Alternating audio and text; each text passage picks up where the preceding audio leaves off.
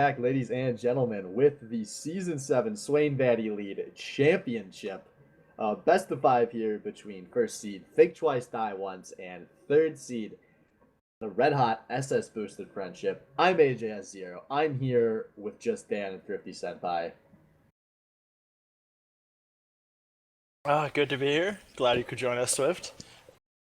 It was tough.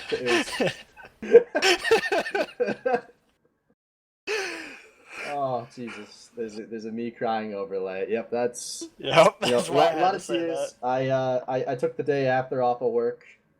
Had to recover from the belligerent hangover I'd given myself. Did you really? It was for unrelated reasons, but yeah.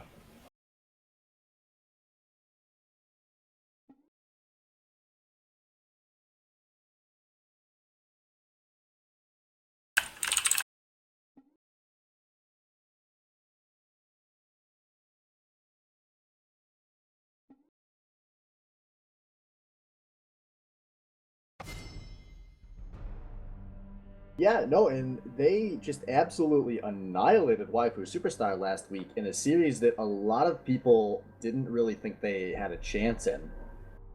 And they definitely proved they were here to stay last week, which we've known all season long. There's a ton of talent position by position on that team. And it's not that they've ever been bad, it's just that they've been inconsistent. And last week was really their biggest streak of hits yet.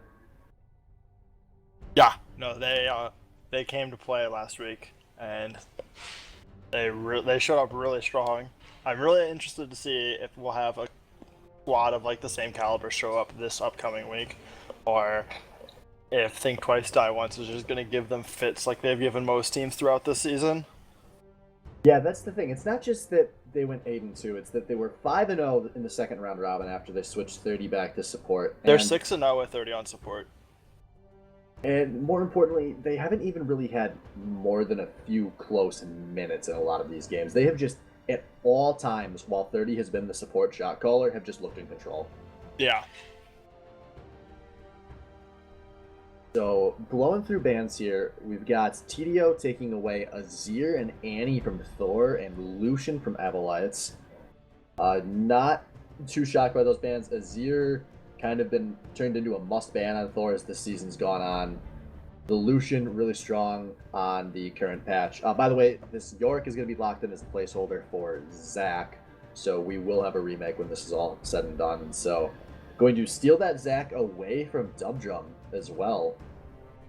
I feel like Zac and Lucian will be the really originally I was feeling Zac and Lucian would be really heavy picks, but the fact that they banned it when they had first pick, that means that either they prioritize the Zac that much over Lucian, or Ghost 32 actually doesn't play much Lucian, which is like the power 80 carry on this patch. Yeah, that could be a really interesting dynamic as the series goes along, because that's not really the style we've seen Ghost play. It's been a lot of Sivir. He's kind of been more of the utility player, like the steal back role or the reckless role for his team. So maybe they just don't want to put him in the spotlight. We will kind of see as this season goes on.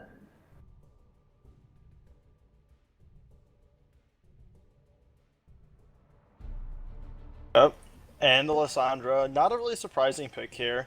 Thor's picked the Lissandra a lot of the times when he doesn't have... In the earlier season, when Azir wasn't available, he was defaulting to Lissandra a lot. And now later on, it's like kind of always been like his fallback role. And it's been like the other champion that he's been seeing success on since Corki has been nerfed and kind of lost his prime spot in the meta. Yeah, and I really like this Lissandra pick for Boosted. Last week in particular, we saw that they were really at their best when they were just playing teams that would dive forward. And, they executed a lot of great tower dives. And Lissandra and Echo, two of the best picks for doing that. And two picks we know they're very comfortable on, so good start to the draft from them.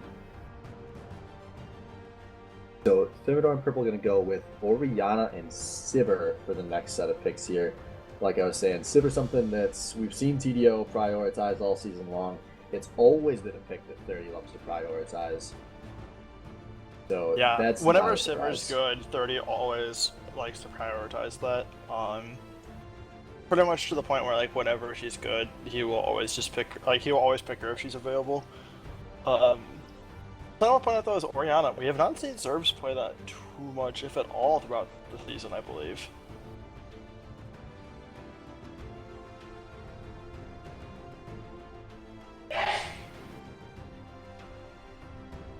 And Zed is a placeholder for Trundle.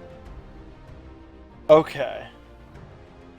So that gonna is be a support Trundle then. Trundle support, yep. Yeah. I was really confused there for a second. You don't normally see Zed as a placeholder. So I was like, what is the madness that's going on here?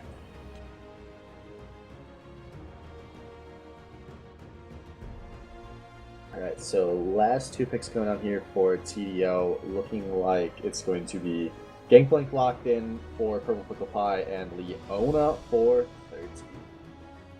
So, been a while since we've really seen Gangplank. Kind of fell out of the meta, especially at the professional level, but this was something that we saw a lot of out of Purple Pickle Pie earlier in the season. And definitely a pick that just works well for him, you know, be high damage, be a carry threat for his team. And this should be 2 really exciting teams here, because it's just going to be 2 walls running at each other and one team falling apart.